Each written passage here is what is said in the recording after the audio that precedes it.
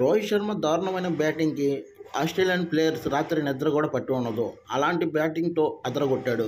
కేవలం 41 బంతుల్లోనే 92 పరుగులు కొట్టాడు. జస్ట్ 8 రన్స్ తేడాతో సెంచరీ మిస్ అయిపోయాడు. Man of the match award కూడా తీసుకున్నాడు. అవార్డు తీసుకునేటప్పుడు తను రోహిత్ శర్మను ఇలా అడిగారు, మీరు సెంచరీ మిస్ అయ్యారు, మీరు ఏమైనా ఫీల్ అవుతున్నారా అని చెప్పి అడిగితే, అసలు సెంచరీ 50 గురించి మ్యాటర్ కాదు, ఎందుకంటే నా లక్ష్యం ఎప్పుడు టీమిండియా విజేతగా నిలవాలి. అది కాకుండా మాకు పర్సనల్ రివెంజ్ ఒకటి ఉంది. వరల్డ్ కప్లో మేము ఫైనల్లో గెలవాల్సిన మ్యాచ్లో మేము ఓడిపోయాం, అది కూడా ఆస్ట్రేలియా మీదే, అది సొంతంగా పైన.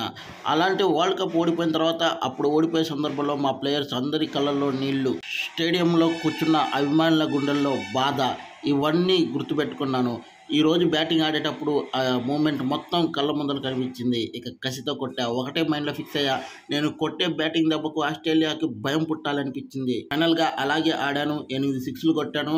వాళ్ళ గుండెల్లో రైలు పరిగెత్తిచ్చాను. ముఖ్యంగా మేము వరల్డ్ కప్ అంటే చాలా గౌరవంగా ఫీల్ అవుతాం. అప్పుడు ఆస్ట్రేలియన్ ప్లేయర్ మిచెల్ మార్ష్ అయితే కాలి కింద వరల్డ్ కప్ పెట్టుకొని ఫోటో పోజులు ఇచ్చిన సందర్భాలు మమ్మల్ని చాలా అవమానించినట్టు అనిపించాయి. అవి మొత్తం నా మైండ్లో మెదులుతూనే ఉన్నాయి అని మాట్లాడాడు. అసలు రోహిత్ శర్మ ఆట తీరు చూస్తే ఎక్కడ కూడా అగ్రెసివ్గా ప్రతి బాల్ ఊపేయాలి అన్న దాంట్లో కనిపించలేదు. ఆచితూచి ఆడాడు. చూస్తూనే భారీ సిక్సర్లు, ఫోర్లు బాధేశాడు. ఆస్ట్రేలియన్ కెప్టెన్ మిచెల్ మార్ష్ బౌలర్లను ఎంత మార్చినా కానీ ఉపయోగం లేకుండా పోయింది.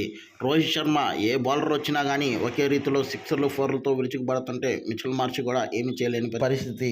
టీమిండియా ఏ స్థాయిలో రివెంజ్ కోరుకున్నామో అదే స్థాయిలో రివెంజ్ అయితే ఇచ్చింది. మీరైతే లైక్ చేయండి.